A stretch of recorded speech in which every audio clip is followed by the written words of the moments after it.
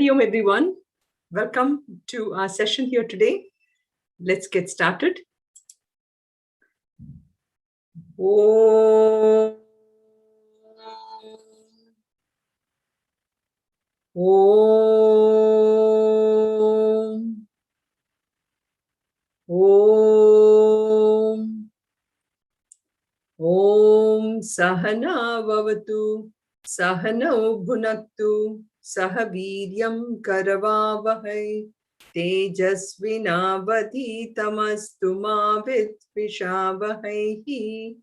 Om Shanti Shanti Shanti. Om Parthaya Pratibodhitam Bhagavata Rayanena Swayam Vyasena Kratitam Purana Munina Madhye Mahabharatam Advaitam Vritavarshinim Bhagavatim Ashtadashayinim Ambatvam Anusandathami Bhagavad Gita Bhavatveshinim Namostute Vyasa Vishala Buddhe Fulla Ravindayata Patra Netra Yena Tvaya Bharata Taila Purnaha Prajwalito Jnanamayah Pradipaha Prapanna Parijataya Totra Vetraika Panaye Jnanamudraya Krishnaya Geetam Vridatuhe Namaha Sarvadharman Parityajya Mamekam Sharanam Vraja Aham Tva Sarva Papebhyaha Mokshayishyami Ma Shuchaha. So I guess the quick note, in case you face a problem, is more on my side today. I will check into why mine thing got disconnected, but just want to let you know, sometimes we can go through this. So we are seeing the second chapter of Bhagavad Gita. We have almost finished we are coming to the 50th shloka today. And it's been really a great journey so far, looking at the aspects of karma yoga. So we are seeing this important aspect of karma yoga more from a standpoint of the a sort of a bird's eye view.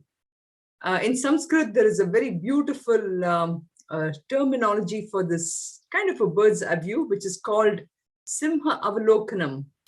Simha Avalokanam, which is like how a lion surveys the forest, and knows where to go.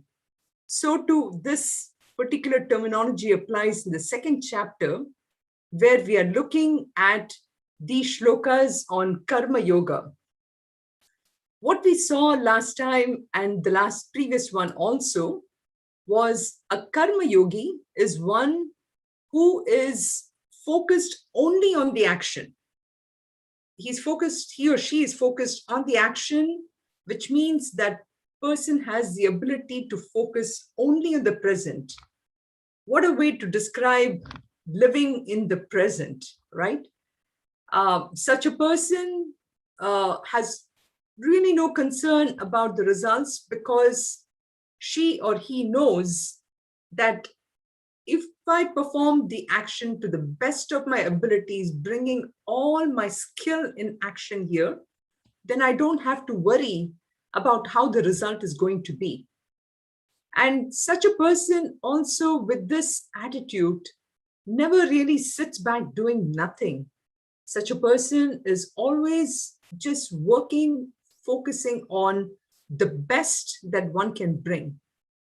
So when such a person works with absolutely no attachment to the result, then such a person is not sort of tormented or frustrated by the dvandvas. Dvandvas meaning the opposites.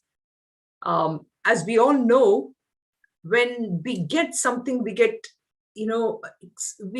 so much amount of acceleration when we have achieved our goal. On the same lines, when something doesn't go well, we just go down into the dumps, right? So the shloka is reminding us, these shlokas are reminding is just focusing on what we want to do, then that really takes me to a sense of freedom. We really understand what freedom is in this context too. So living in the present, being completely free of anything that can happen is truly what freedom is all about. And in such instances, I don't really worry about whether somebody is going to appreciate my job or somebody is not going to appreciate my job and what is going to come, everything. So very powerful indeed, these shlokas, right? So today we're going to look at the reflection time on shloka number 48. We did 47 last time, by the way. So today it's going to be 48. So the question here is, what are the three criteria while performing an action that I need to pay attention to? So what are the three criteria while performing an action according to what shloka 48 says? So any thoughts?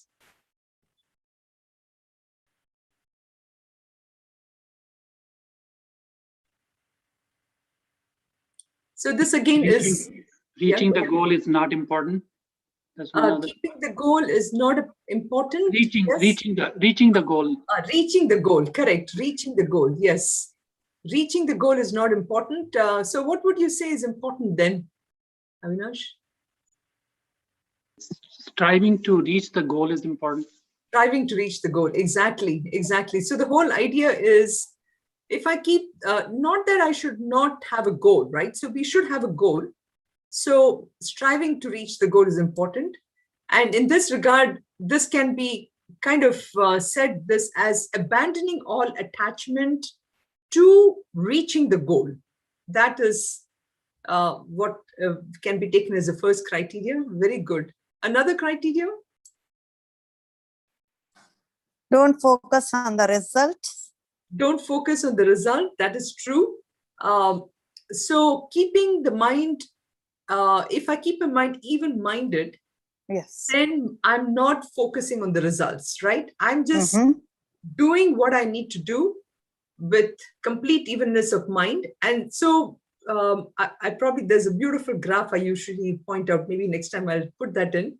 The whole idea is, if I can be at one level and not go through these, in a wave, you have this troughs and, the top wave and the trough, which with that itself, and just being even-minded no matter what, that is samatvam. And one more, I guess I'll put it in, it's being balanced in success and failure, which one may say is the same as the equipoise in mind. But since success and failure of an action comes after I perform the action, the idea is also being balanced when I receive that. So these are the three main points that came out from the shloka 48. I thought I'd put that in. And that's the shloka, which is Yogastha Kuru Karmani, Sangam Tyaktva Dhananjaya. So which is here what he's saying. Siddhya Siddhyo Samo Bhutva Samatvam Yoga Uchyate. So here the yoga is called as being that equipoise, being balanced in success and failure, and this.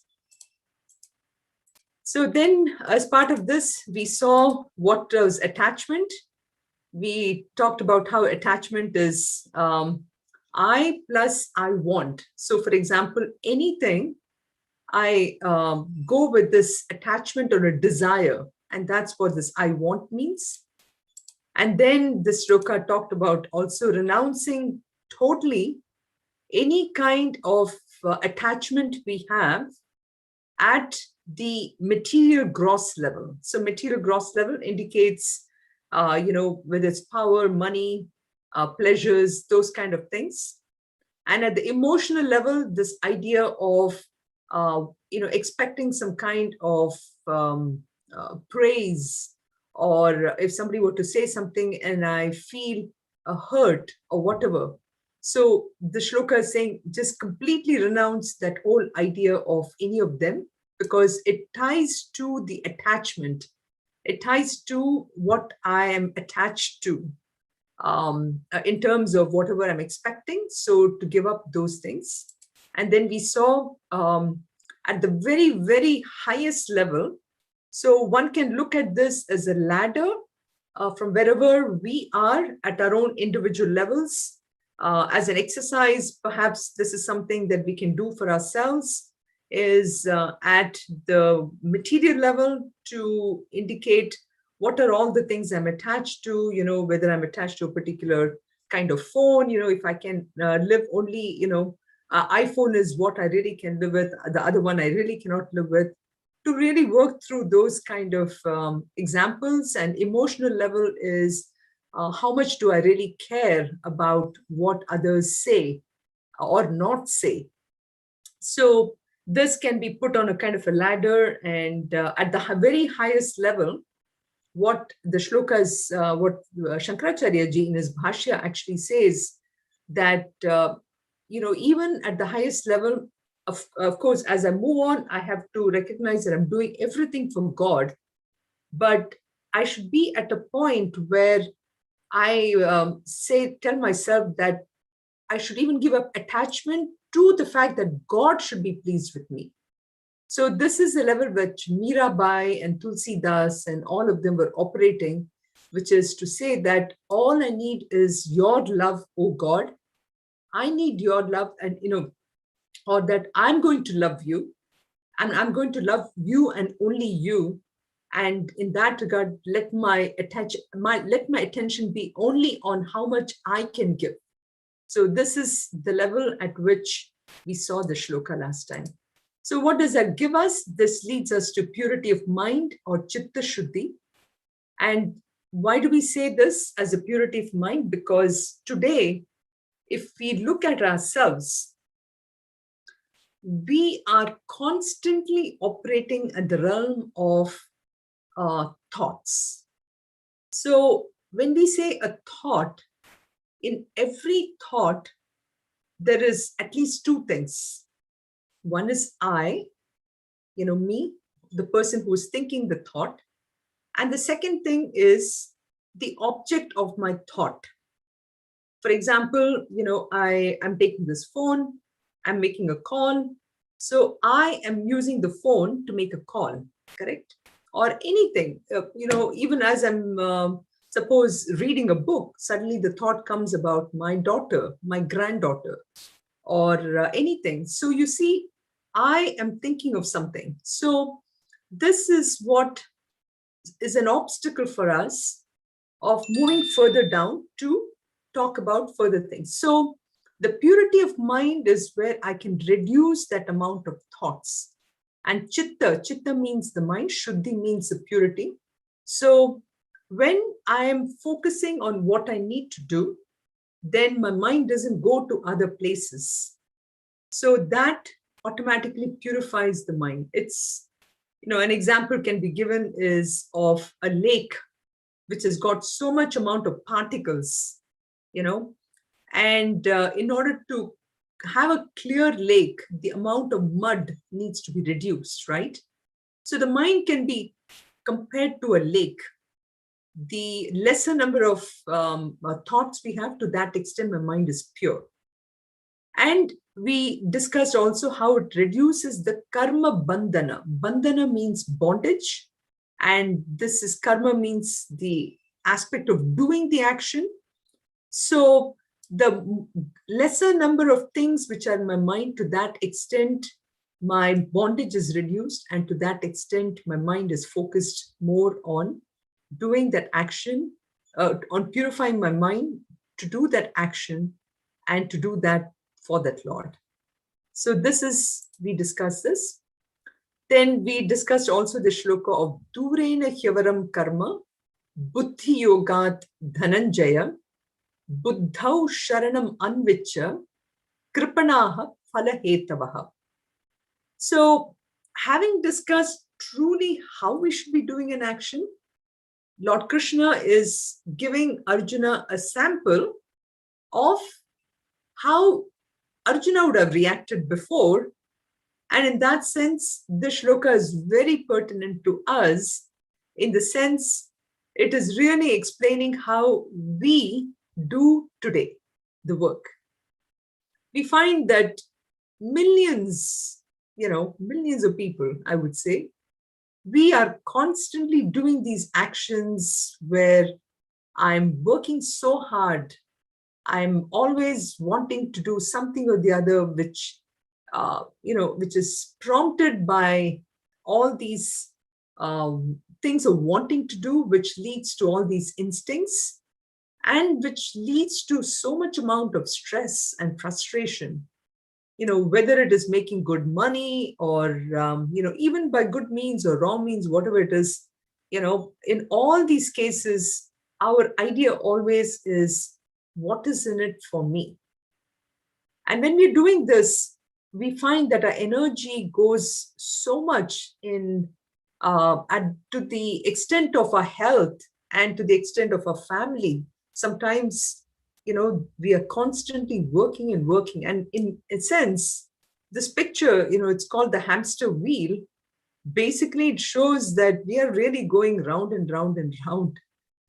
If we were to analyze how much of progress are we really making in our material progress, we find that it's a kind of a ruthless pursuit that we sometimes do in this aspect of, power and wealth and trying to get this and trying to get all these successes. And in all this, we think we're making a lot of friends, but many times we end up in a very competitive situation, working against a lot of people and leading to a lot of frustration. So that doesn't mean that we should not have goals. That doesn't mean that we should not work hard. But the idea is, it is that inspired work where there's no tiredness or no exhaustion, where the work is done with having a goal and then striving towards that goal, working hard, however, doing it by focusing on using my strength and abilities totally on the work in hand. That is what is required, not just being, by not being alert and not by going towards being focused only by instincts. So this is where we said, keep the goal high. Reaching the goal is not important, and striving to reach the goal is really the case. And we said the Kripanaha, or Bhagavan Sri Krishna calls such people who are focused on those actions with this intention of what is in it for me, as really miserable people. And the word Kripanaha, interestingly, it means a miser. It's literally a person who, an example for it is, a person who has money in the pocket, and even though he's very hungry, he doesn't want to eat. He goes to the front of the restaurant, smells the various foods, and then because that is free. So that is a Kripanaha, imagine. So having said that, we talked about last time about how a Kripanaha is also a person who's looking for happiness from worldly results, where he or she doesn't recognize that the worldly pleasures are uncertain, but yet we become a slave to these results because we're driven by our instincts. And our instincts are always based on what we like or what we don't like.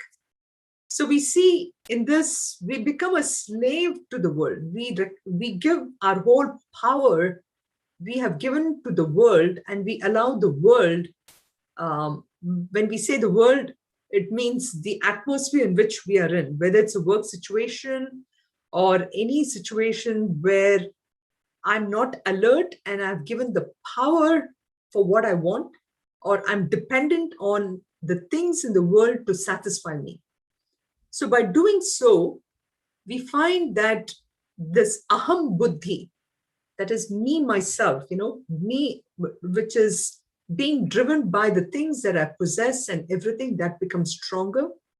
So when it becomes so strong and there's so much amount of desires that I have to fulfill, obviously I cannot do all this in this lifetime. It's like, if I'm owning a car, that car can only go to a certain amount of mileage. And at some point it's going to break down. And that's what happens to us. Because of this, our body falls. And when our body falls, my mind, our sukshma sharira, where all these desires lie, all this is still wanting to be satisfied. So we go through the cycle of birth and death again and again. So then we talked about this attitude of karma yoga is important. And I'll skip that slide. I think there are one or two things that was needed there, which I said is the attitude is the most important. So this brings to our next shloka, where in shloka 50, which we just read last time, and we talked a little bit, is we saw how can we then lift ourselves? How can we reduce this aspect of cycle of birth and death? How can we reduce the impact on our ego, our individuality? How can I reduce the desires? So all this can happen only if I know a mechanism of rising above my ego, above the aspect of the results, about the aspect of all those things that tie me down. So this is what is said in the next one about somebody who really intelligently works and intelligently recognizes of being what it is to be a karma yogi. So we chanted this last time. I will just say it again. Buddhi yukto jahatiha ubhe sukruta dushkrite tasmat yogaya yujyasva yoga karmasu kaushalam. So another definition of yoga is given here. Yoga indicating yoga karmasu kaushalam. Yoga is skill and action. So we're going to discuss this a little more in detail, exactly what yoga karmasu kaushalam means here. But in a sense, he's saying buddhi yukto. Buddhi yukto means the one who has an understanding of yoga, buddhi yuktaha, who has an understanding of yoga, who has a knowledge of karma yoga. The karma yoga, like we talked about the last the 4 points, such a person, then jahati iha, jahati iha, indicating that here itself, he gives up or rises above sukrute and dushkrute. He rises above all the good karmas indicating all the punyas that he would have received, and the papa, dushkrute indicating papa. Such a person is able to go beyond papa and punya. That is, punyas usually lead you to swarga, and papas usually lead you to hell or naraka. Such a person is able to go beyond this. So what an amazing place to go to, which is even beyond swarga and even beyond naraka, which is because, as they say, swarga, like I talked about last time, can be compared to a cruise. You go on a cruise, or maybe you go to Las Vegas or something, and you enjoy it, but then you have to come back to where you are, right? And that's what Swarga is all about. Swarga is not really a place where you can stay indefinitely. It's a place you come back. So this shloka really assures us that when such a person has that kind of a wisdom, he literally, in this life itself, he can rise beyond that.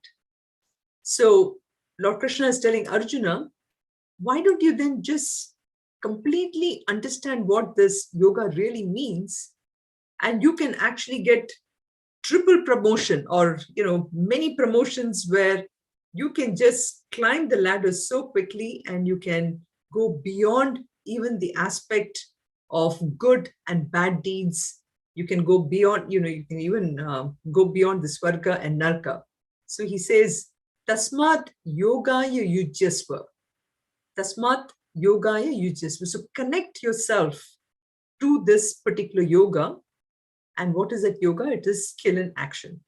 So since this yoga karma sukaushalam is such an important phrase here, and you will see this in Bhagavad Gita, one of the most popular terms, apart from karmani vadikaraste and samatvam yoga uchyate, is yoga karma sukaushalam. So we'll try to understand which is yoga karma sukaushalam.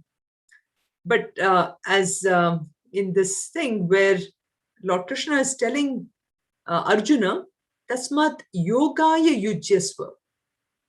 Remain steadfast in yoga, or devote yourself completely in yoga. What does that really mean? So remaining steadfast in yoga means that just no matter what, just remain completely in that aspect of the action itself. Sometimes we get this thought, right? That, whether it's a parent, or whether you're a community worker, or whether it is at work, we put in so much amount of effort. And the thought always comes is, I'm doing so much, but I'm not really being recognized totally.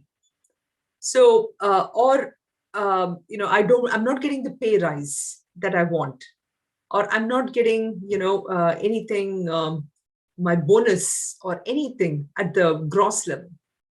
So this, again, it's saying that just if I'm focused on the aspect so far, what we have discussed about what yoga is, then just do it. Just don't worry about anything that is coming your way. Just try to focus on just the action. And then again, remain unconcerned about the result, which we have discussed before. But the more important thing is to be constantly watching myself to see, is my individuality, is my ego, am I being swayed by something? And being that alert, being totally alert to that part of it. Another way of looking at this is also some examples. For example, if I get a certain news, some bad news, and the bad news could be anything depending upon where we are, whatever level of maturity we have. Some people can get affected, simple things, by if the air conditioner broke in the house. At this temperatures, how am I going to deal with it? They've promised a hot summer. How am I going to work with it? But for some people, it's okay. Air conditioner is not there. I can just use a fan and I can deal with it. So, but for some other people, there may be something else, maybe about, like I said, working hard and not getting the promotion. So the whole idea of watching yourself is, of course, in all these situations, when some things don't go the way I want, then at that point in time, I can get affected. But it is at this point that this knowledge has to kick in. It has to kick in. And I have to watch myself to see how quickly am I able to get back to that normal evenness of mind. So that is what this means, is that remaining steadfast, indicating that understanding all these ups and downs can happen. But if I'm not that attached, I can come back very quickly. But even if I do get affected, how quickly can I get back to my normal state of life. That is really watching yourself. That is being steadfast in yoga. Now let's talk about yoga karmasu kaushalam. It says dexterity in action. Now, if we look at just this word dexterity, one would think that it means that I have to be extremely skilled in my action. That means I have to be really good in action. And if I'm good in action, that's going to take me, where I want, right? But that is not exactly what we mean. Because let's say, for example, Guruji gives this beautiful analogy, he says about how once, there was this pickpocket person, pickpocket guy. Again, it's a joke from India. So you have this pickpocket who's traveling in the train. And one day he meets Miss Pickpocket. And guess what? Immediately they recognized each other. It was love at first sight. The chemistry was so good that they decided, okay, they're going to get married. So they get married. And they both had this great desire, we must have a son who will excel both of us, speaking of dexterity in action, right? So he has to be an even much bigger pickpocket than us. But then guess what? When he was born, they were utterly frustrated. Do you know why? Because the son literally would not open his fist. Now, how can you pickpocket when your hands are closed? How your fists are closed, right? So they got pretty worried. But one day, the joy was like they had so much of joy because they found that the child really opened his fist, and in his fist there was a ring of the nurse who delivered him. So he surpassed the expectations of being, a karmasu, being dexterous. But this is not really what we are talking about when we talk about dexterity. We all develop a lot of dexterity in our jobs, whether I'm really good with my programming skills or my cooking skills or doing my things in the lab or being a great marketing expert, all this. So here, karmasu kaushalam, it really means when I'm performing my actions in a way, using all the karmic principles that I'm doing, at that point in time, all these karmas become non-binding. So we say karma bandhana jantu. So karma, if you look at it, has a way of binding us. So for example, I'm at work, I have multiple projects, but then suddenly, a thought or an idea comes to me that, well, maybe I should take up this project also on top of everything that I'm doing. Now, it's not just a small thing. Anything which we start has a huge retinue of actions connected with it. And pretty soon it starts to bind us, indicating that, we have this ambition to go further and further and further. So there is really no stop to it at all. So the idea of yoga karmasu kaushalam is how I'm performing actions and yet not take up more actions. Indicating that, again, my ego is to be in check. And this way, I find that I can actually not take up some things which is something I cannot fulfill. So by doing so, what happens is there is not a bondage that is created with the whatever I want to do. And Gurudev actually explains this beautifully when he says, when when I'm working on any action with not allowing it to bind me or something which is not taking a life on its own, in such cases, our existing vasanas, whatever I am supposed to do because I came into this world to exhaust my desires, that gets exhausted, and no future karmas also get formed. So no agami karmas, no future karmas, they are also not created. So now you see, when no future karmas are also created, this automatically brings a stop to my own cycle of life and of birth and death, right? So slowly I get over this. It doesn't stop, but at least it reduces my propensity. And so this is yoga karma sukaushalam. Another thing is, this also forces me to do things which are my kartavya karmas. Kartavya karma indicating my karmas which are done in the form of duties.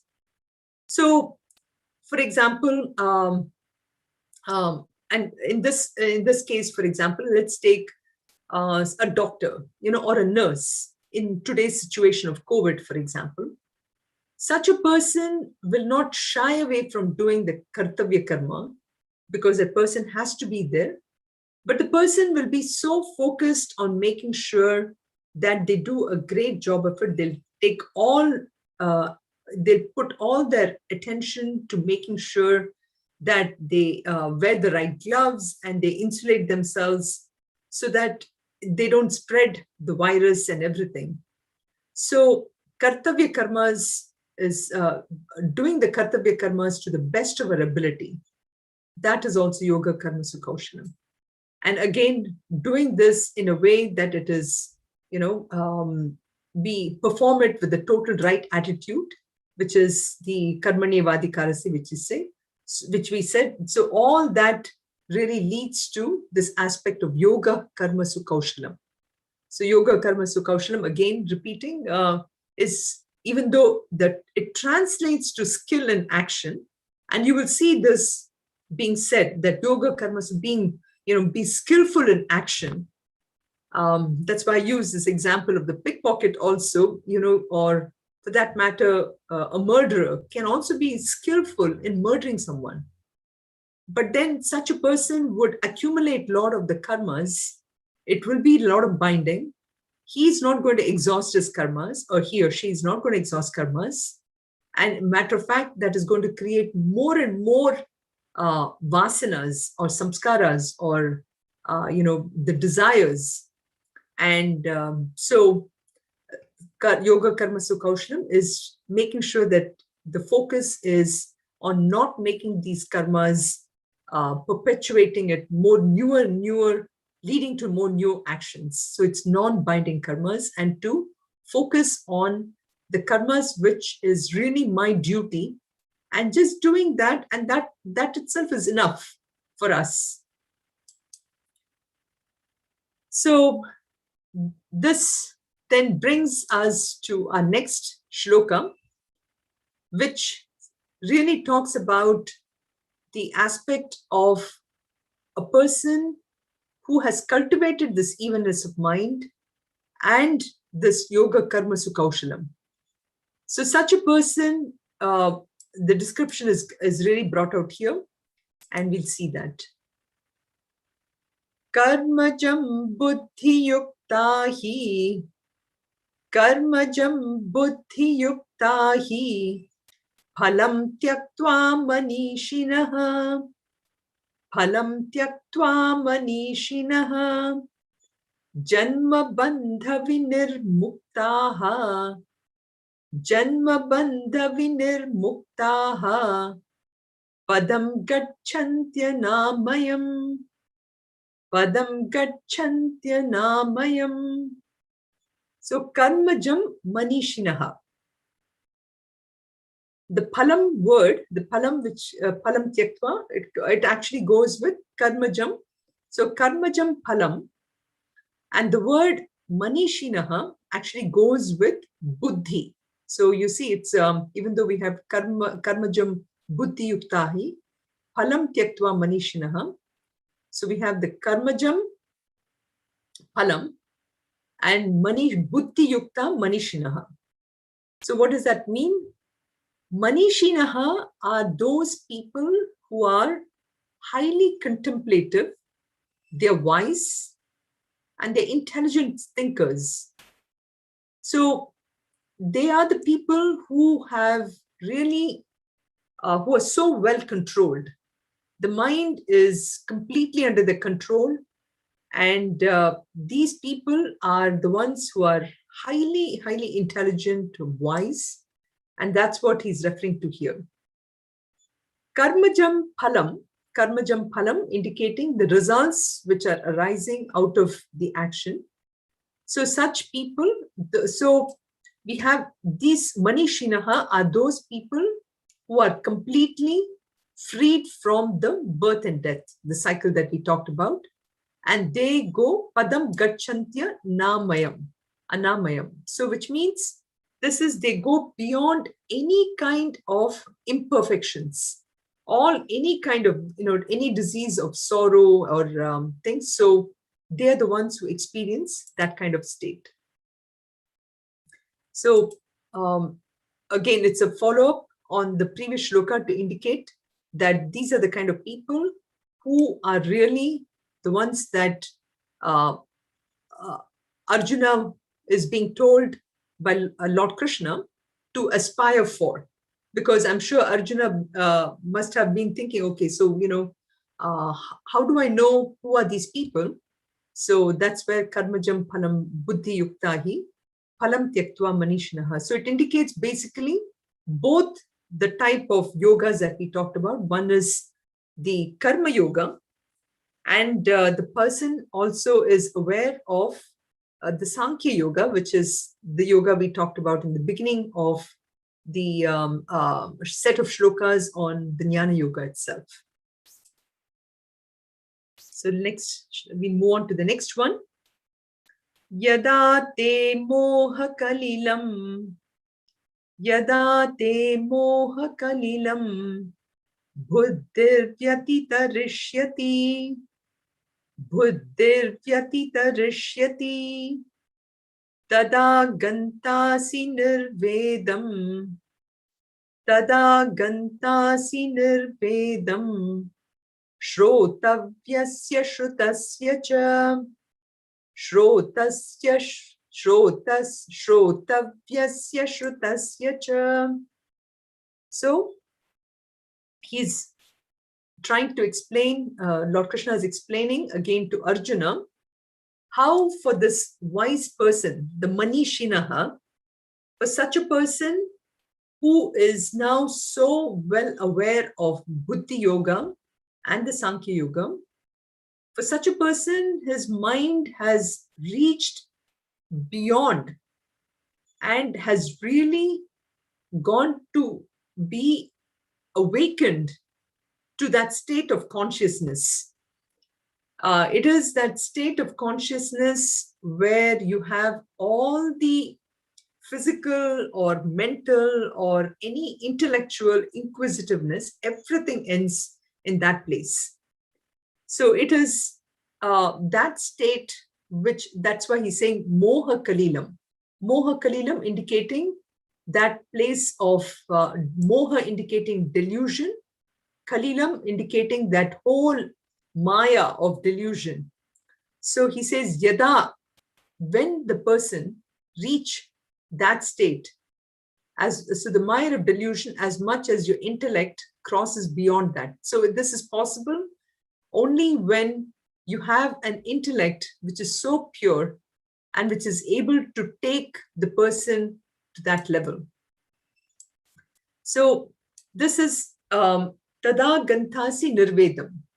Such a person is able to give up his sort of an identification with his body, mind, and intellect, and is able to recognize about all these attachments, like we said.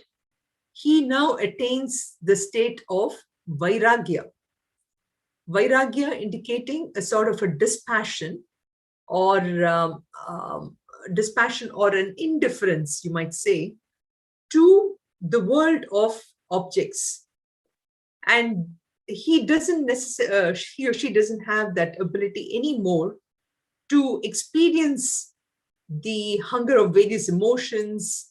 And such a person now is able to get to that. So nirvedam ayat, another word, I think in Kathopanishad we have seen this. Tada gantasi nirvedam.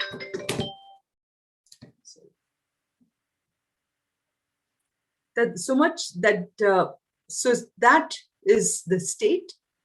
Now shrotavyasya shrutasya cha. Shrotavya is that which he has heard. Sorry.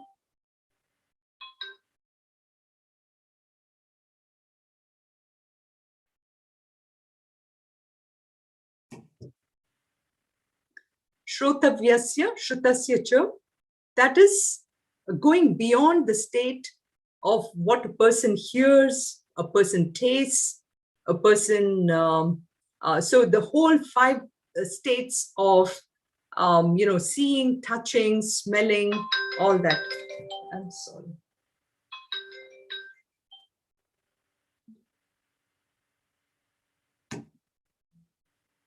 So shrotavyasya shrutasya cha. So there is, that person has no more anxiety.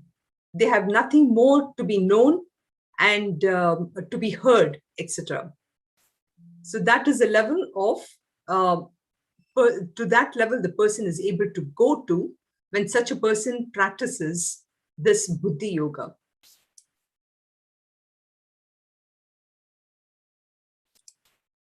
So this takes us to the next shloka, which says, Shruti vipratipannate, Shruti vipratipannate, yada stasyati nischala, yada stasyati nischala, samadhavachala buddhihi, samadhavachala buddhihi, tada yogam avapsyasi, tada yogam avapsyasi.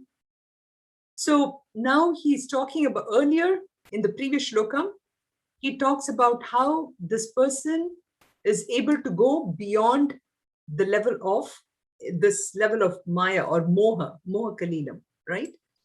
So now he's trying to show about how such a person is also able to go beyond what is. So though he says, Shruti vipratipannate, though perplexed by what you've heard, yet standing, sthasyati, you're immovable in the face, your intellect remains samadhav achala buddhihi, your intellect, that is buddhihi, remains achala remaining steadfast in that self, samadhav. Samadhav is a beautiful word here. Samadhav indicating the word of samadhi, or that state of our awareness, samadhav. Tada yogam avapsisi. So he attains complete yogam. He is completely yoked to that state. He reaches that aspect. So Shruti Viprati actually indicating that even though he must have heard all this, Viprati Pannate, though you may have heard this and you are disturbed by it or perplexed or indicating maybe confused by what you have said, yet in this whole idea is the ability to remain calm and to be able to go beyond it.